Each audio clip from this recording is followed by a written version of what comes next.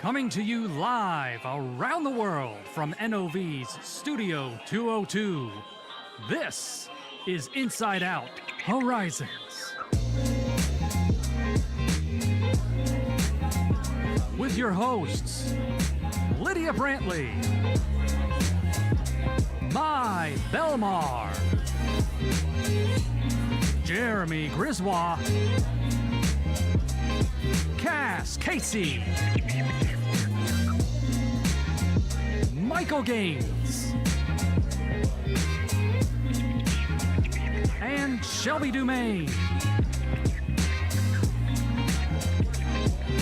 Now, let's start the show.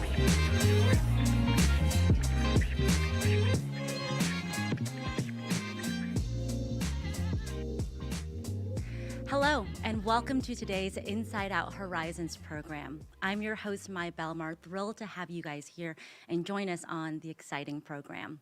I'm welcoming in Camille Nichols, president of Cinco Energy Management Group, to talk a little bit more about land and asset management services and exactly how that affects the energy space. InsightOut Horizons is a wonderful program that continues conversations and perspectives of folks out in the energy space and really bring them in to talk more about the deep dive and how it affects us today. Before we begin, however, I'd love to interact with you guys, engage and receive your comments and questions along the way.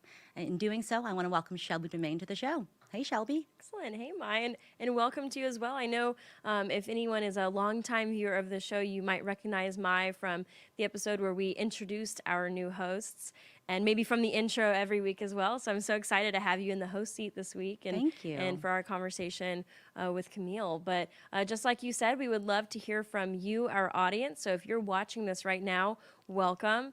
You can go ahead and leave a comment, whether you're watching on Facebook, LinkedIn, or YouTube. I always love to see where you're watching from, so that always excites me. I've already seen South Africa, I see India, I see Pakistan, Chile, so Algeria, all kinds of different places around the world. So welcome to everybody. And at the end of the episode, we will be doing a live Q&A with our guest, Camille. So if you have any questions about land and asset management, how energy fits in that space, or just if any questions come up throughout the show, feel free to go ahead and leave those comments, and we're going to get to as many of those questions live at the end of the episode. So we'll kind of check in with you from time to time, but I will see our audience there at the end. I'll be watching your comments the whole time. And in the meantime, Mai, back to you for this great conversation. Thanks, Shelby, and thank you, Camille. Camille Nichols, again, president of Cinco Energy Management Group. Excited to have you on the show. Welcome. Thank you, Mai. It's a pleasure to be here. I'm so excited to have this time with you and Shelby, and I look forward to our discussion today. Great. Okay, so I'll be quite frank and honest. I was sitting around the dining table, having a meal and talking about some of the great work that we're doing here in the space. I started talking about exciting pieces of what we're doing on the work site, how some of our technologies is moving the space, and then I realized, wait, how do we secure that land? What are some of the steps in ensuring that process? There really isn't a level of risk that we are willing to take if something isn't processed accordingly. And I thought about you. I immediately thought, all right, Camille's the person for the job here. Can you share with us a little bit more about your role in land and asset management, specifically the experience that your company brings to the table? You're celebrating 30 wonderful years, and I'm sure there are some best practices that you can share with us today. Certainly, yeah, I'd love to dive into that, and I'll just start by kind of talking a little bit about the land profession and what that is, and for those people who are not involved in either the upstream space or have not heard of what a landman does. The land profession really encompasses a range of functions. But one of the key roles of the land profession is to facilitate the developer by acquiring property rights and managing the relationship with landowners.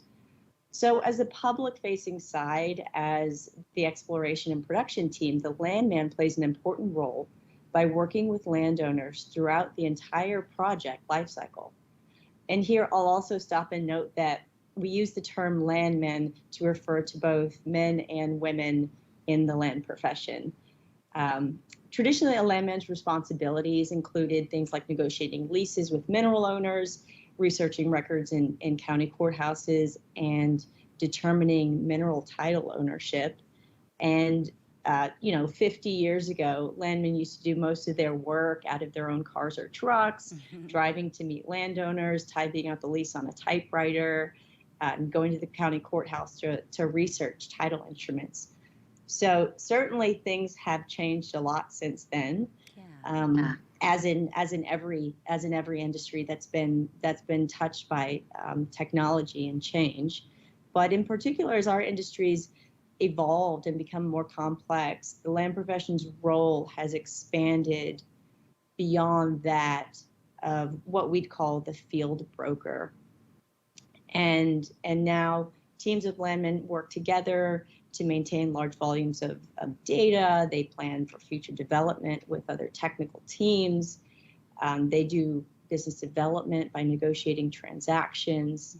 And our company, as you mentioned, has been around for 30 years and is a really great example of the transition between the traditional role of the landman and that transition into a company that addresses the more complex needs of today's industry. So just to give you a few concrete examples of things, of specific functions that we would do on behalf of our clients.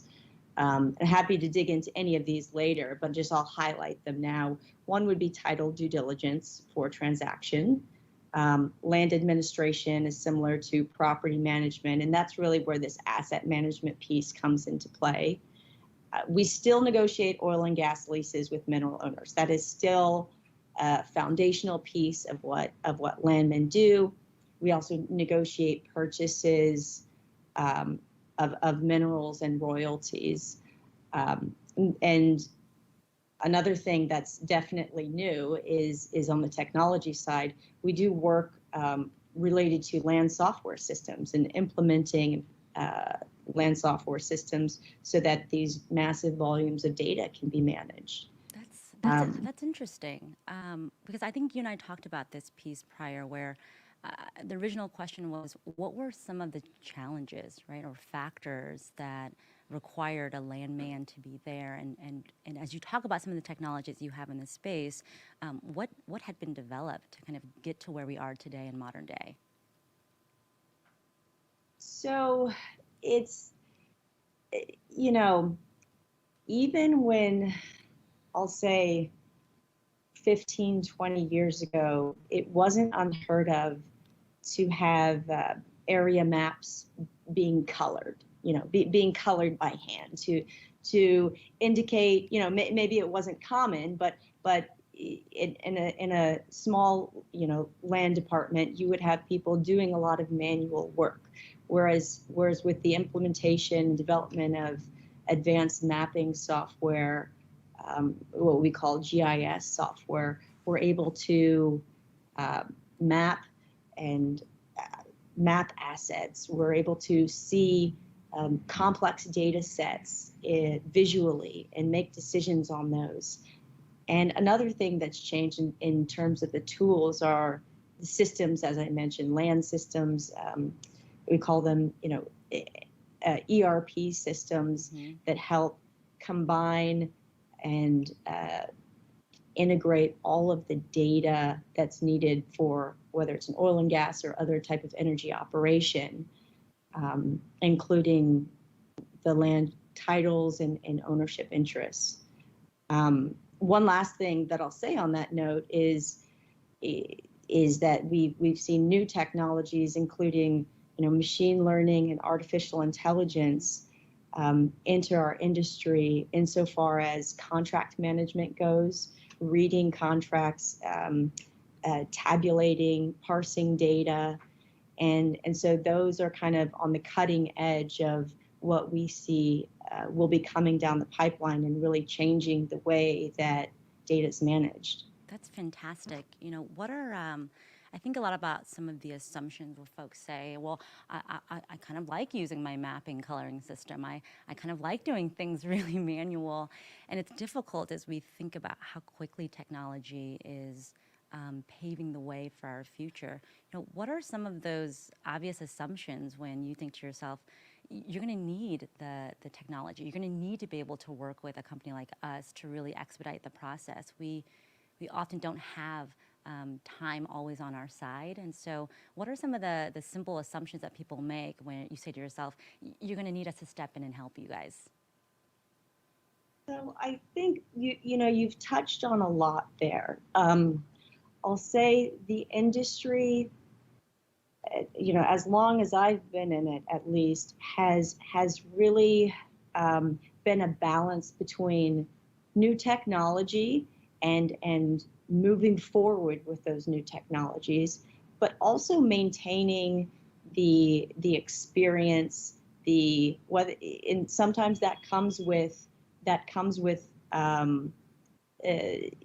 old ways of doing things. And for example, you may have in our industry, a 40-year landman who has unbelievable negotiation skills, has unbelievable relationships, is fantastic at business development, and is not up on the latest land system workflows. And so how we handle that is essentially through a teams approach, where we have skills, multiple skill sets that are required for any complex endeavor. That we have our IT savvy, database focused land teams, as well as our what you would call our executive level VP senior landmen, mm-hmm. who make complex strategic decisions. And so when our clients work with us, we really emphasize that teamwork approach to get the right skills and the right team put together to address what particular need is. And I think that absolutely is an advantage that we can offer. That's wonderful. If you're just joining us today, I'm sitting down with Camille Nichols, president of Cinco Energy Management Group, to talk about her work in the land and management asset business. We're excited to always be able to take questions from the audience. And so as we're talking a little bit more, feel free to send your questions forward. Shelby will be there to bring them up later in our show. So Camille, I really love that perspective. Oftentimes we run into this rat race of what new thing can we build? What new technology can we fall into? But there's something really genuine about having a relationship face to face, building those soft skills and interpersonal skills, and trusting in someone that's had years of service. I mean, I've messed up my fair share of times, but I think being able to establish relationships in that capacity and utilizing technology to help shape where we're moving in this space is crucial. So I really love that answer, because it's not just let's get robots and build them to do the work for us. There's a human aspect that really drives this phase of the work, and I'm always thrilled to hear that there's a company forwarding that piece. As we talk about progression and transitioning and what our customers are asking for, I know that you guys emphasize on renewable energy, energy transition as a whole. We'd be remiss not to even bring up the topic of, understandably so, we're talking about the phase and work it does before you get onto a job site. What are some of the work that you guys are being asked to perform and to do in the energy transition space with your customers? Yeah, so I'm so glad that you touched on this, because this is really the new frontier right now of the land space. I'll back up and say most landmen working now are working in an oil and gas capacity, or for oil and gas projects. And as this energy transition moves forward, it presents a really an important but relevant opportunity to use the skills that from land management and land services to push those projects forward as well. So We started working, in 2006 and on renewable projects, primarily wind and solar endeavors. And, the key point here is that renewable projects still require a surface footprint, and they still require people to negotiate contracts, to make contact, to build relationships with landowners and communities in order for those projects to happen. And now, since 2006, technology has changed, the market has changed, where there are new opportunities, besides wind and solar that we're working on related to carbon sequestration and battery storage. The expansion and renewal of the grid is also something that will be really important when it comes to securing land footprint. And so it's fundamentally the same processes of identifying ownership, and sometimes that's surface, sometimes that's minerals, depending on the nature of the project. Figuring out what contracts make sense, and what terms are market, and there's definitely a consultative aspect and a market research aspect to what we do in that capacity. But the boots on the ground, phone calls, that personal relationship, understanding who we're dealing with, what their needs are, and being able to be the liaison and the bridge between the landowners and the companies, our clients, the developers, is really what sets Landmen apart from the other functions in value chain. When I think about the challenges that we talked about with traditional landman services versus the energy transition space that we're kind of walking into the frontier today, are there differing challenges that we should be aware of? Are there things in your foresight that you're seeing kind of progressively change as we move into that space? So can you reiterate that question? Yeah. Challenges with which part? I'm sorry, Mike.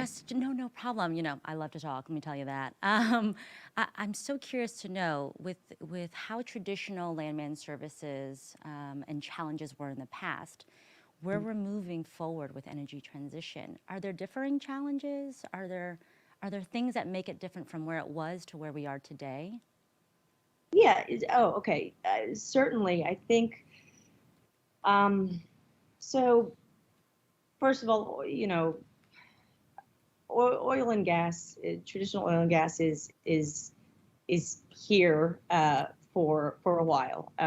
It's structurally an important part of our society, our economy, and so the technologies, the processes, the people will still continue to be there and working in that industry. However that moves forward, in the next couple of decades. Insofar as renewable energy projects, I think the challenges are also opportunities.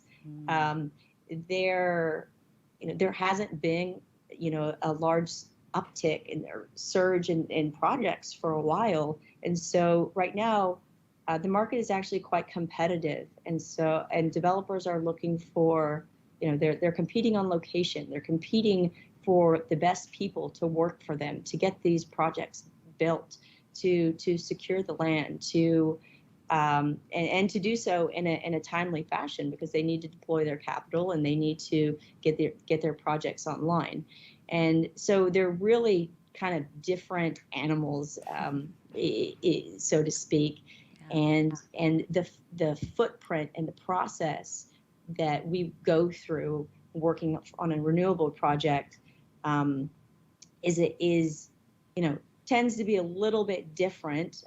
Surface footprints may be smaller. The title may be less complex if we're dealing with surface as opposed to surface and minerals.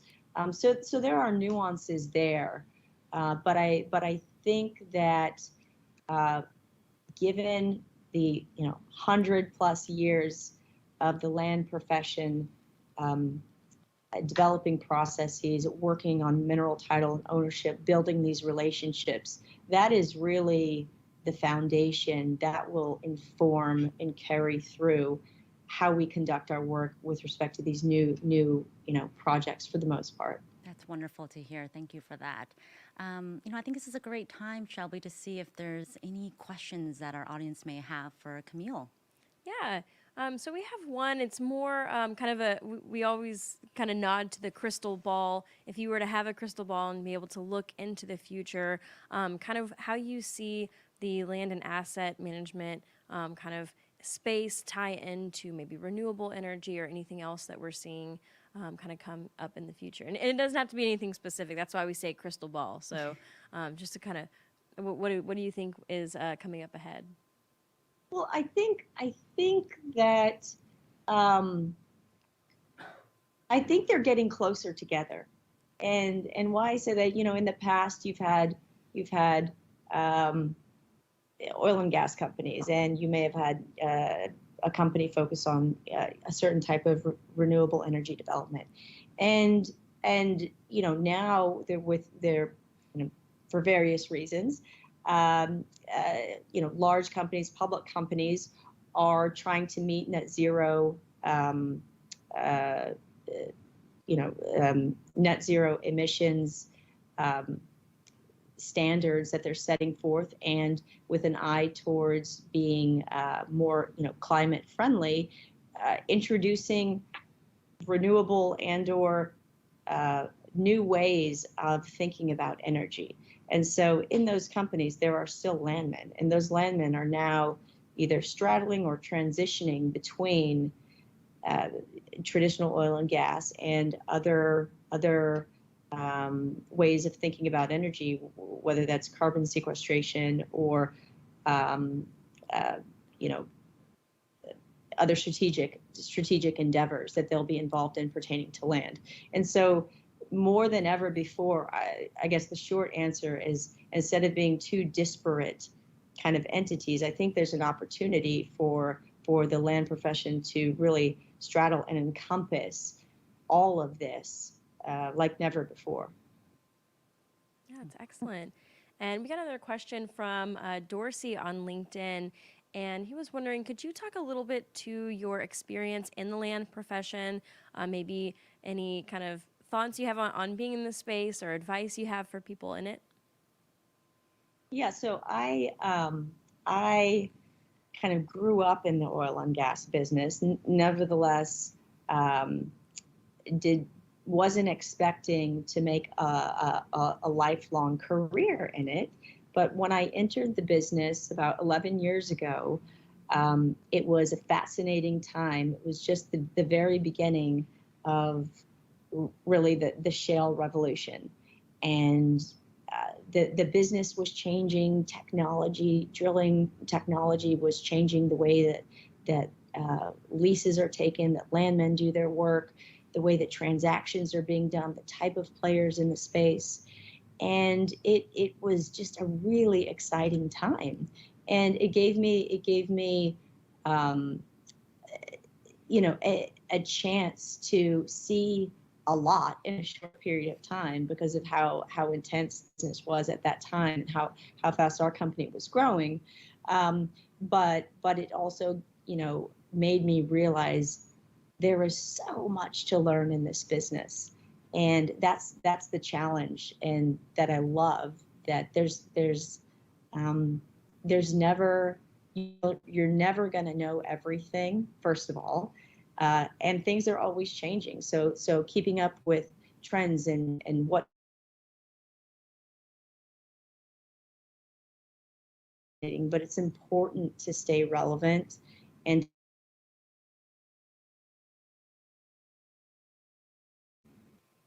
Yeah, that's actually, I wanted to mention something you said there is something I hear a lot in kind of people who are in oil and gas or the broader energy space. Is so many people say, yeah, I started in oil and gas and it was never my intent to stay or to make the profession out of it. But I feel like people just end up kind of, I don't know, falling in love is a little dramatic, I tend to talk crazy, but people really love this industry and really dive into it, and so that's great to hear kind of your experience in it as well. And we'll do a kind of a final wrap-up question here from the audience, but we have a lot of people who are new to the industry, just joining it. Sometimes they might be students graduating soon, or people who are entering this kind of space for the first time. So what advice would you have for those people trying to find a way into the different parts of the energy industry, but maybe specifically in the land profession? Well, I think that in the energy industry, in the land profession, relationships are really important. You know, landmen are the public facing part of the oil and gas industry, and these are they're people oriented, and a lot of knowledge, a lot of experience comes from interacting with other landmen and learning from other landmen. I know that as much as I keep up with AAPL credits and reading, there's no replacement for being able to have a good mentor or somebody who can teach you, who can guide you, whether that's a more experienced coworker or a boss or somebody external. And so I think finding that person or people, that group of people that you can learn from is really important. And then secondly, as I was saying before, you know, the oil and gas industry is huge. And even within land, there are a lot of different roles. You can work in-house, you can work as an independent, you can work you can be a division order analyst, you can be a land administration specialist. You can work in GIS or in IT and still be tangential to land. And so my advice would be to explore all the opportunities and all the possibilities, and and compare those against what you love, what you find interesting, what you're good at, and there are there's things are always changing and things are always growing. So the other thing is just keep looking out for that right opportunity. Mm-hmm. That's excellent. Thank you so much for answering our audience's questions. And if you're watching this and you have more burning questions you'd like to ask, you can send those to socialmedia@nov.com. And we will try to get an answer to you, maybe from Camille, or we'll help respond to that. But we look forward to seeing any other questions you have. But for today, thank you so much for sending those in. So back to you, Mai. Thanks, Shelby. Camille, what you were saying kind of resonated with me in a special way. I think a lot about the week ahead, right? So myself gorging over an exorbitant amount of turkey is in my future, is what I see in the crystal ball here. But I think a lot about, what you just said in terms of building a foundation in a group of people to help mentor and steward, really what it takes to be a part of the energy industry. I'd be remiss not to sit back and be thankful for the people that helped shape to get me here, to get us all here, having you be a part of that inner circle of mine as well. And I think about how energy has served us for good. And it'd be wild not to assume that this platform has provided us the opportunity to learn and to discuss and talk about challenges that people may not be easily accessible or found online. So I appreciate you being here, and I'm thankful for your time. I'd love to hear, what has energy been for you? What are some things that you're thankful for and that we can look forward to as we close out this wonderful Thanksgiving holiday? I'm certainly thankful for you and for this opportunity to be here and talk to you and connect with your audience. And as I said earlier, I grew up in the energy industry, and I wasn't really clear on what that meant until I got a little bit older. But it's a huge part of our economy. It's a huge part of what makes our society function and what makes our society a convenient and wonderful place to live. I've lived overseas in other places, and I have a great appreciation for the America's ability and ingenuity, and the land side of that with private mineral ownership is a very special feature that we get the benefit of here in the United States that makes our industry so powerful and agile. And so, I'm thankful for the opportunity I've had to be a part in that greater greater system, and also for the people who are just the people in this industry who are smart, who are creative, entrepreneurial, and even in high times and down times, there's a real community in this industry. And so, lastly, I'll say that I'm thankful for the opportunity that we have to move forward in this energy transition and being a really constructive part of building what the future looks like when it comes to energy. And that's exciting for me. That's exciting when I think about my young daughter and what I can do to make that future brighter for her. Thank you. That's beautiful and really special to hear. Camille, thank you for joining us. Always a pleasure. I cannot thank you enough for your time. Thanks, Bonnie. And thank you all for joining us. If you'd like to stay connected, we are on all social media platforms on NOV. If you'd like to watch some past shows, you can follow us on nov.com/live. If you have any questions or any topics that you want us to address, send us an email, socialmedia@nov.com. Thank you for being here. We can't wait to have you guys back.